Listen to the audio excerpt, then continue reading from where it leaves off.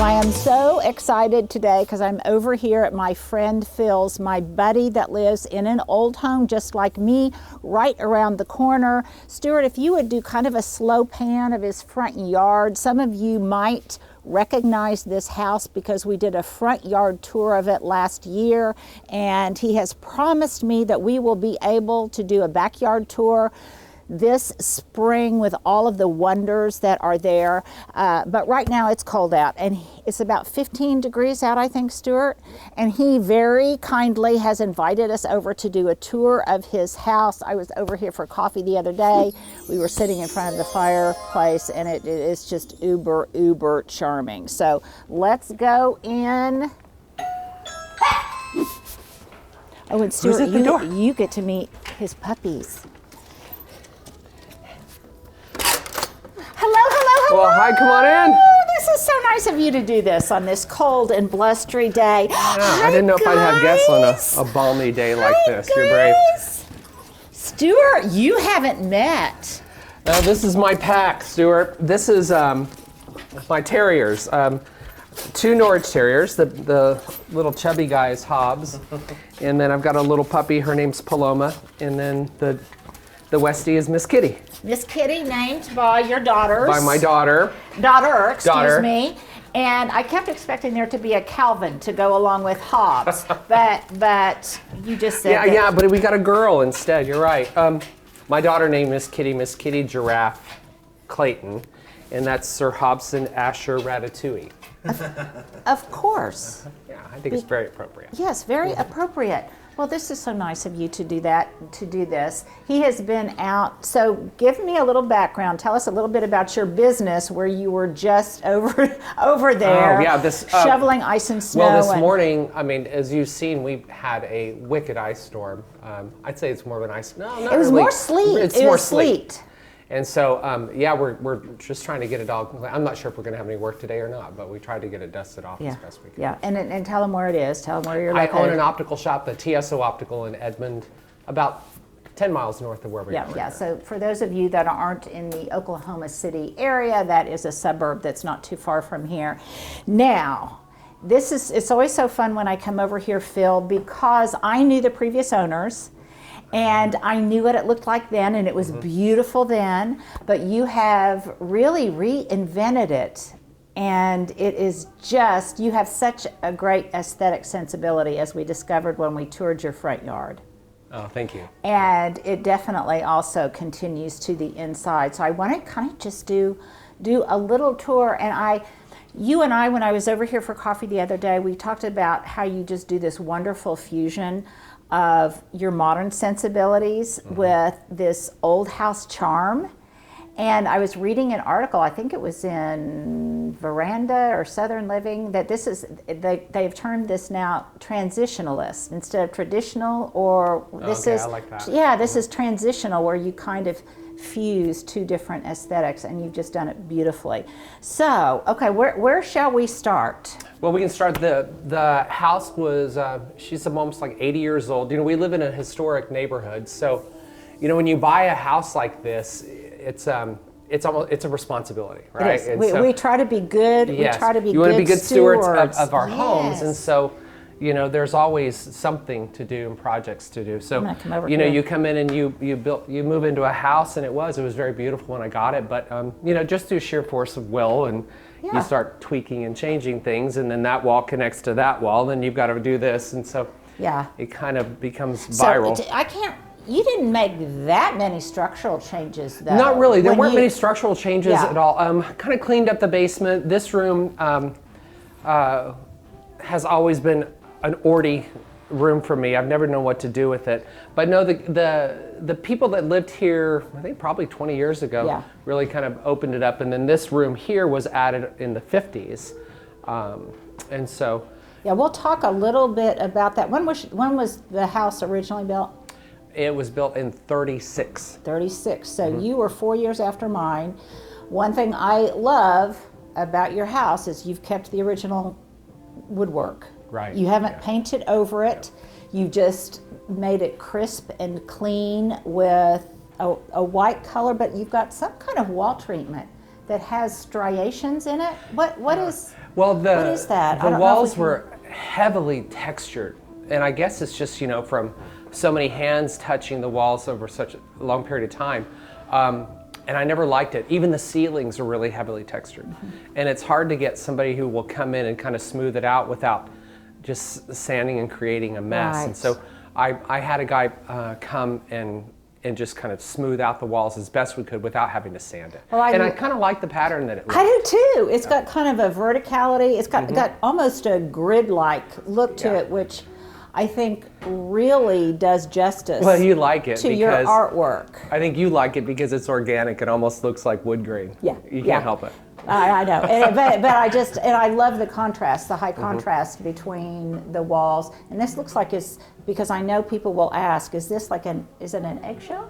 It is. Or semi-gloss eggshell? Okay. It's an eggshell. Yeah, and the other nice thing that we know about these older houses is sometimes to just have a completely flat wall with no texture whatsoever is not always good, because these old houses crack and they settle and we have earthquakes and things, so that helps a lot. So tell me a little bit about your art collection. And Stuart, before you do, Jamie hasn't been over here yet, my husband, and he is going to go wild over that painting.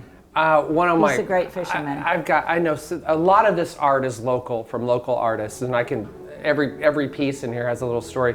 This is one of my favorite pieces by Phoebe Kallstrom, and she's a local artist here.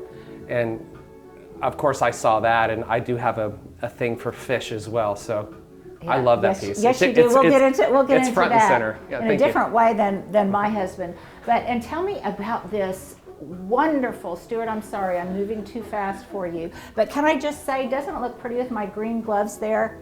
Oh, it's perfect. Yeah, we'll just leave those there. We'll just pretend, we'll just pretend like we created a little vignette. But look at that piece of, is it blown glass? Is it blown glass? Blown glass. That is just incredible. I bought that from an artist in Santa Fe who does blown glass there. Well, that is just incredible. I may have to pick it up along with my gloves. You can borrow that when I leave. But your art collection it's kind of diverse. It's rather eclectic. This girl here I love, and she's kind of dominates the room.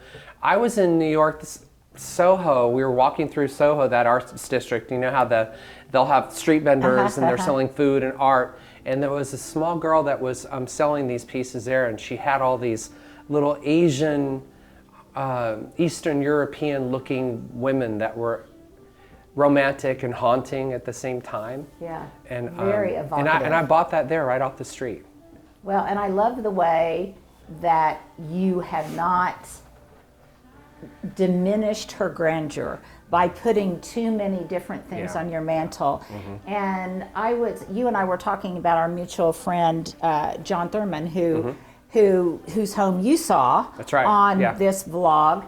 And we were talking about kind of our varying aesthetics, that he's definitely a maximalist and you definitely are a minimalist, and I tend to lie somewhere in between.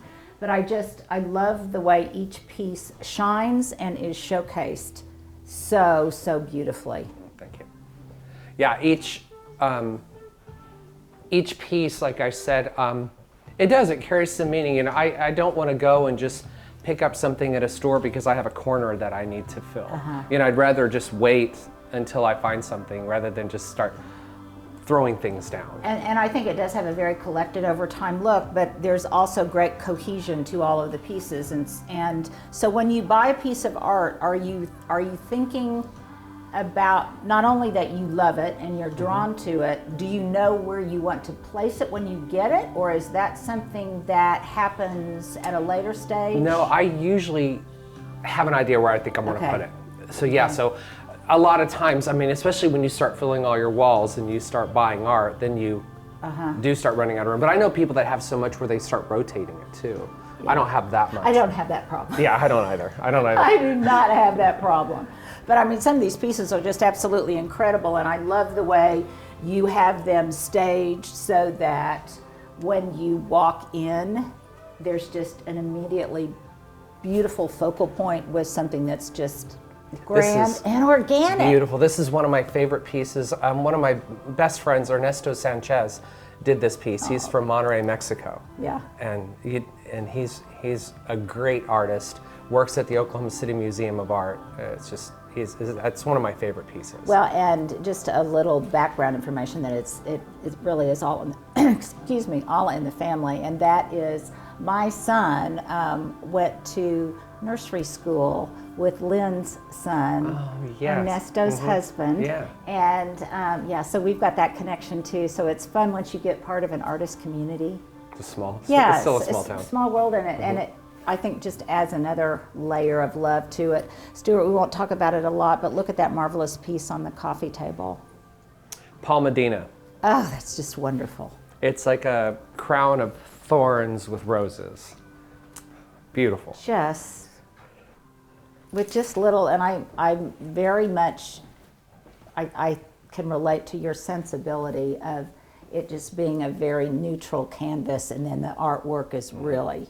Yeah, I'm not one to, I don't like, not to criticize anybody's tastes, but I prefer the furniture and maybe the necessaries to kind of blend in a little bit, to be neutral. And then I do want to get color and expression from art. Well, and as I've said many times, and it's really part of my mission statement for this vlog, is that there's no one form of beauty. There's many forms of beauty, and you can interpret it in many different ways, even when you are using an old house canvas.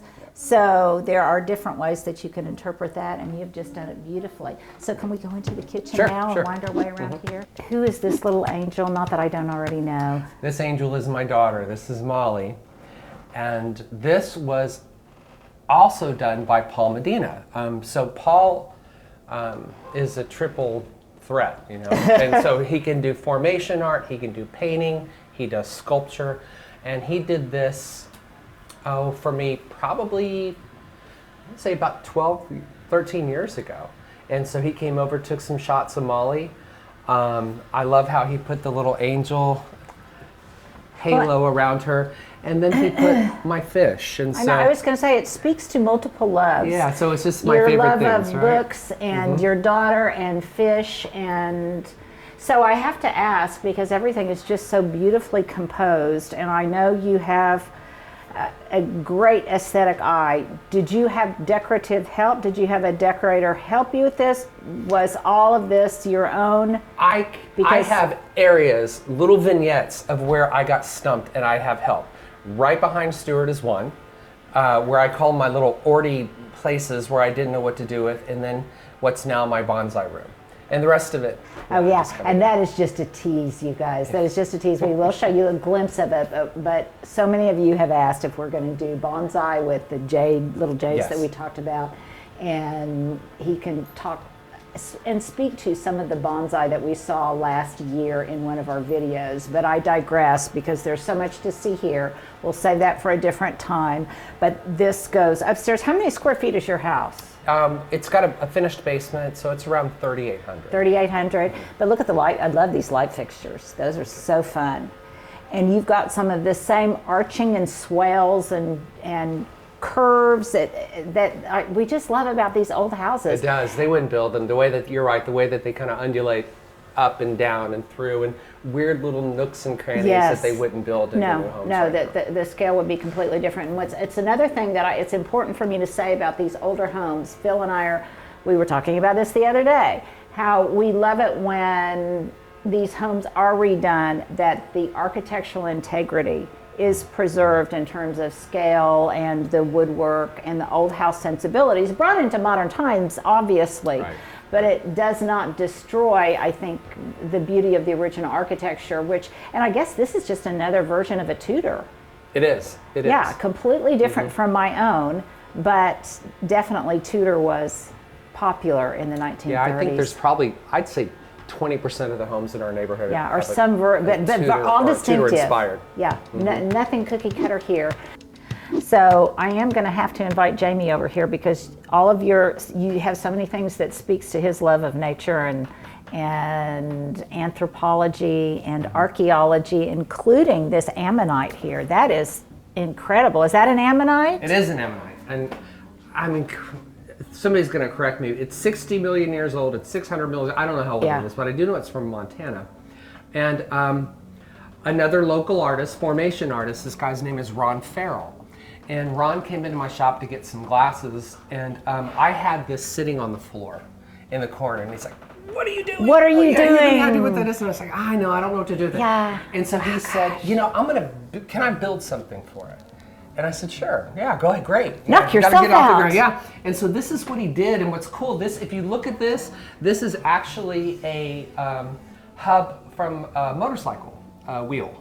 And so he takes old implements, a lot of Reuse, times farming recycle, it, repurpose. I think it was brilliant. And so he did this for me. Yeah, It was and amazing. how gorgeous does it look with the stone pillars? I mean, everything just is. Yeah, you're right. It's just almost seamless. Like The color is just seamless, and it fits this spot just beautifully.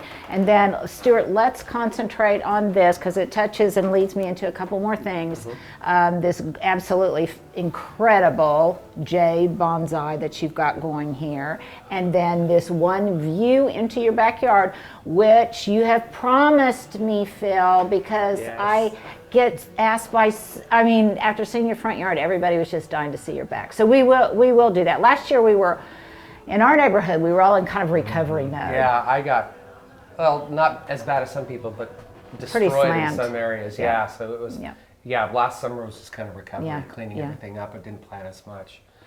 So let's go. There's obviously beautiful artwork in here. These mid-century modern pieces fit gorgeous, perfect in here, wonderful sensibility. There's more of your fish and pigs. Fish and pigs and people and other loved ones. So, but this right here is a good definition and a good, I think, point to demonstrate that this part was added on at a later date, as was the part to the left, Stuart. That was added in the 1950s, you said. So, and you've got a great little alcove in here for all of your outside living implements and grills and such. But can we go here? And we're not going to spend a lot of time in here. Okay. But this, you guys, is just, you're going to be so jealous. You're just going to be beyond jealous. So, a little bit of history. My friends that used to live here, they had this space used originally as an office and a library, and then they had it as a dining room.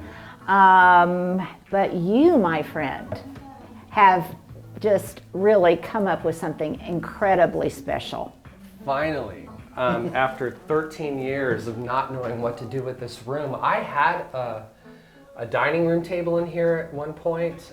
We thought about just putting sofas and a television here to create another flop room, which I really don't need. Yeah. And flop room. Okay. What a great term. How many flop rooms do we really need in general? We usually one. And then because we end up using one of them. Is that right, Stuart? One's enough. Yeah, one is enough, especially if it's as grand as one of these.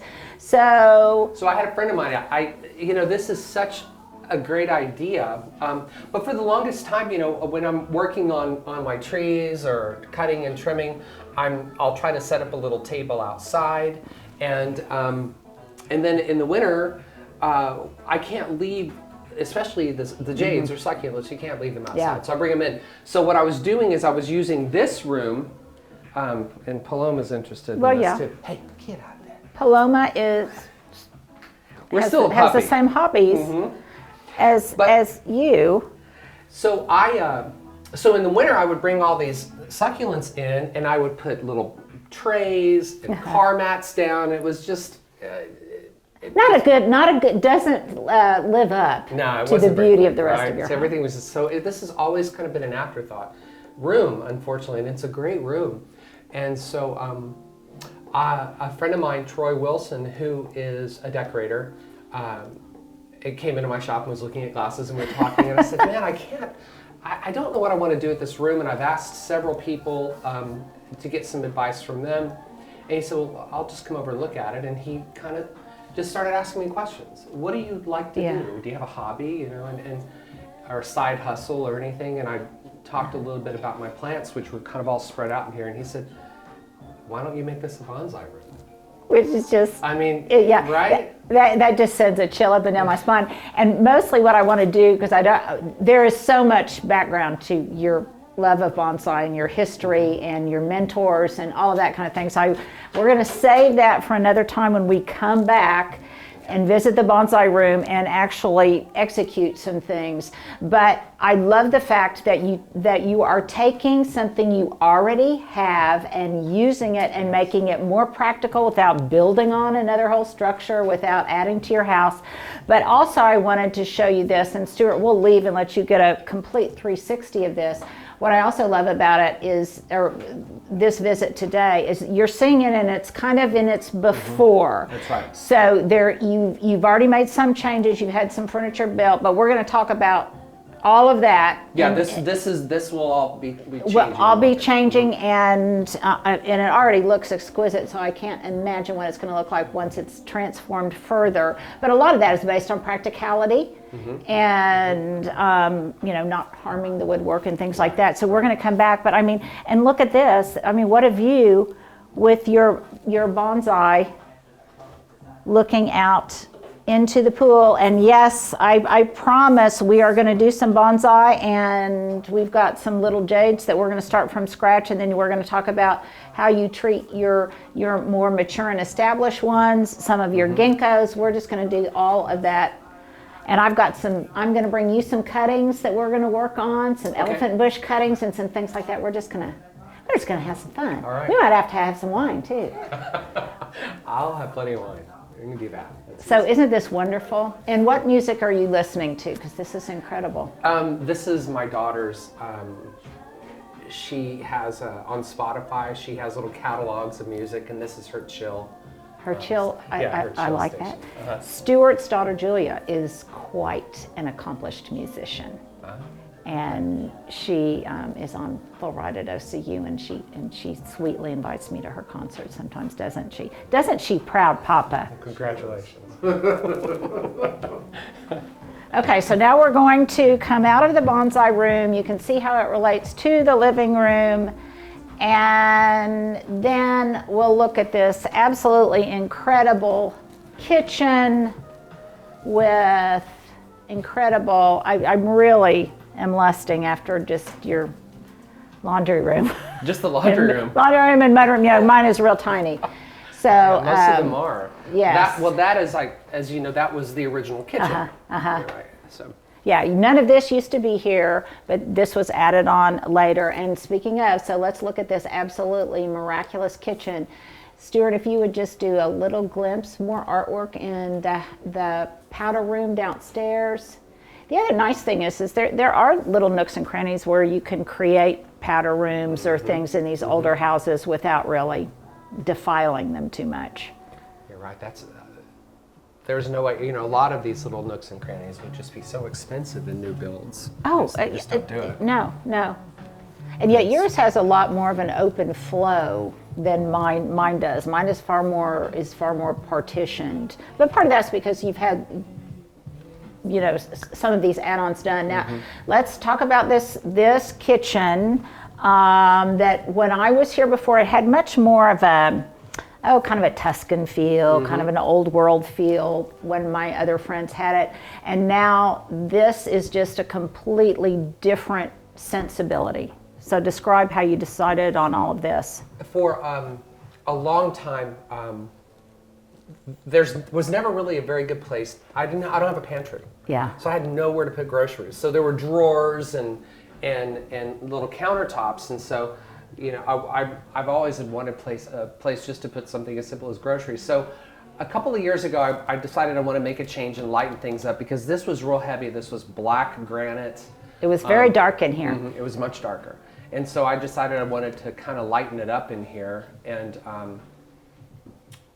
I now have lots of storage, and I now have and it's very sleek, and I love the fact that you just don't have a lot of things sitting out like I do at my house. But the other thing that I love about this, because you guys know that I show all kinds of different houses, small ones, large ones, And the thing is that there's takeaways regardless of the style of your own home and regardless of the architecture, whether it's new or old. There are things to steal and ideas to steal from all of the different places that we show, because even though this is fairly large, you could take this same sensibility and squish it down, reduce it to 10%, and you would still get this clean, organic feel where there's this wonderful tension between the stone and the white cabinetry, and it's just wonderful contrast. And yet you've still got, and you've still got some of the dark wood too. But on any scale, you could still employ some of these same features in a tiny home.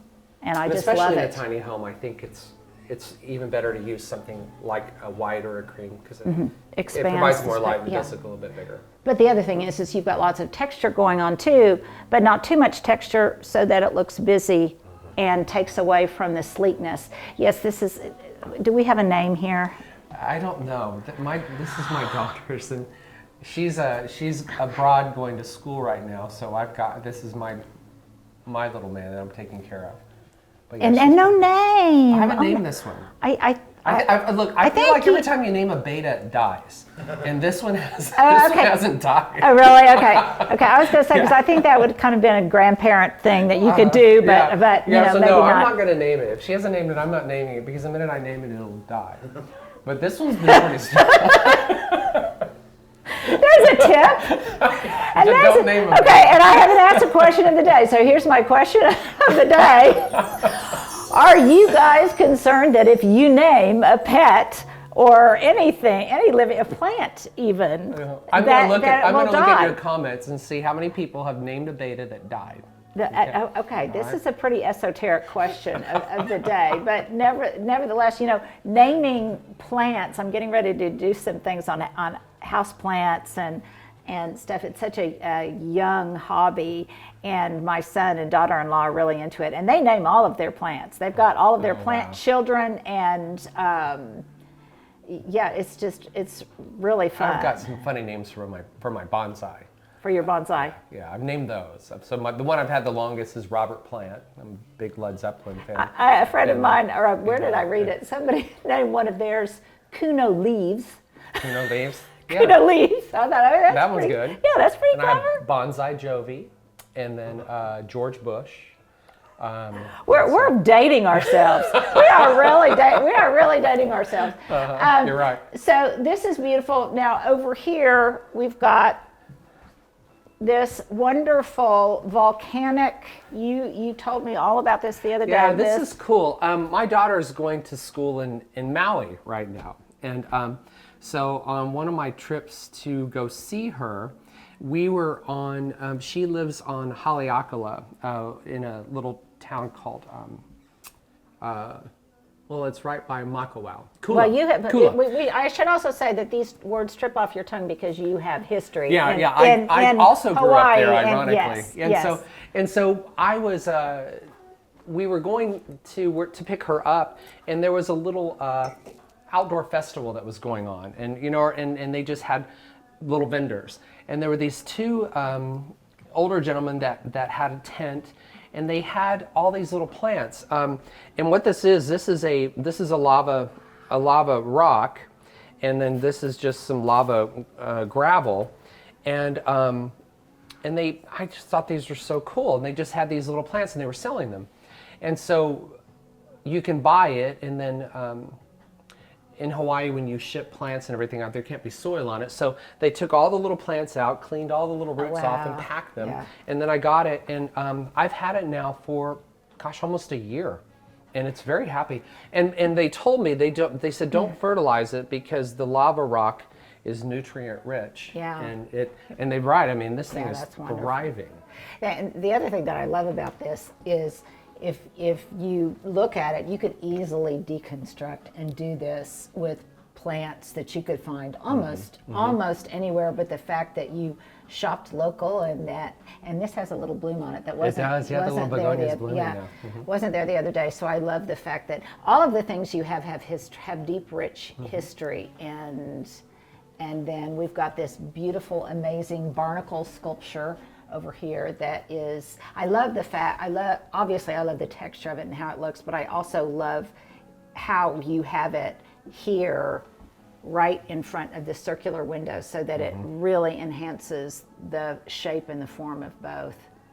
I think it's, of course, because it is, I think the artist that did this is just captured. It's very organic looking. Each one of these are made from porcelain, and so each one of them were formed and then just kind of added as you go. Yeah. I guess beautiful. But even, that's magnificent, but a much smaller version of that could be absolutely incredible if you, because I'm sure that was not inexpensive. So you could, but the thing is, you've collected all these things over time. They didn't happen all at once, and you have a relationship, I know, with lots of the artists. I do. And so sometimes from a financial standpoint, that helps too when you have a relationship with the artist or I always joke at when they come in to if they come in to get glasses, if I find out that they're especially young starving artists, I love them. Because I'll do lots of trade. Yeah, I'll do lots of trade. Whatever. My husband for years has been in office furnishings and open office systems, and same thing, that because it is a way to really help new artists and get them established and get them well known, and especially then when you come in and you stage them as beautifully as you have. So I'm going to come over this way, and we'll talk about this a little bit. Then I'm just going to close out, lest you feel like we're just moving in. No, you're welcome to stay. You're keeping me from going to Yeah, work. when my power goes out, I'm just heading over here, Phil. Look at this incredible ginkgo. This one's already starting. So as I told you, normally I leave the ginkgos outside. And you want trees like this that go through the seasons to lose their leaves, to go ahead and go into the dormancy in winter. But because we've had such crazy erratic weather, 75 degrees to 19 or 17 and within 24 hours, I'm real concerned about them getting shocked because they don't have a deep root system. So underneath here, if you take this out, are just little hair-like roots. They don't have that long taproot. And so they can't store moisture, so they can dry out pretty easily. So what I do is if I know that it's about to get really cold, I dug these up probably 4 weeks ago. Wow. And I've just kind of been putting them in and out. When it warms up, I'll put them back out. As it starts to get too cold, I'll bring them in. Yeah, and this was a tip that we discussed at length last time I was here. And I am very poor about, I'm very remiss in being a good steward of some of my container plantings.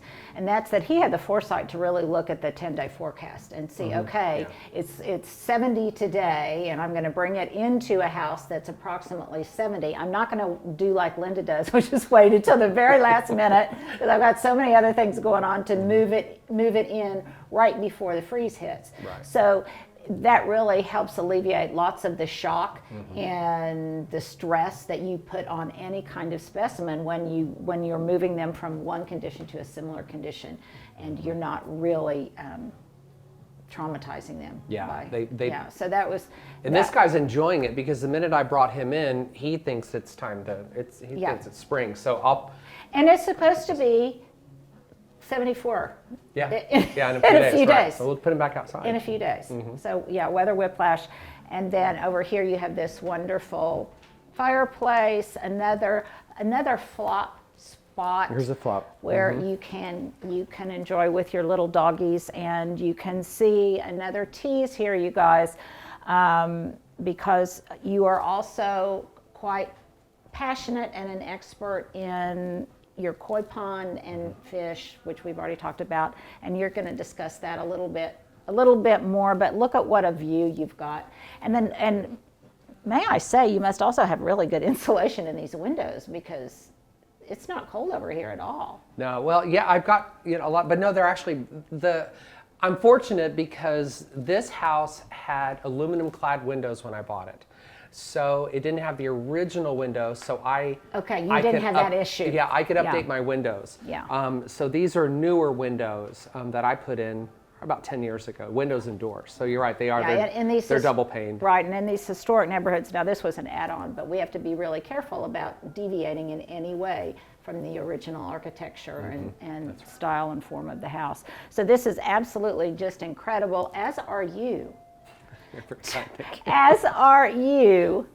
to let us into your just incredibly beautiful home. Well, thank you. I just love it. I appreciate it. I did. I thought you wouldn't have any interest in this house. There's nothing really. No, it's so fun. I'm getting ready to do another friend of mine's down the street, and especially I think you guys can validate this when you drive through older neighborhoods. Don't you just want to go into each house and see what its layout is and how that owner has expressed their personality on an older home template? Because I think that's really fascinating. Yeah, and you're right. Especially after at least 10 years. I think that's what it really starts. And in our neighborhood, there's lots of turnover because people will start out in a smaller home, then they'll move to a bigger home. When they start their family, then they'll move back into a smaller home in the same neighborhood, and so there's lots of.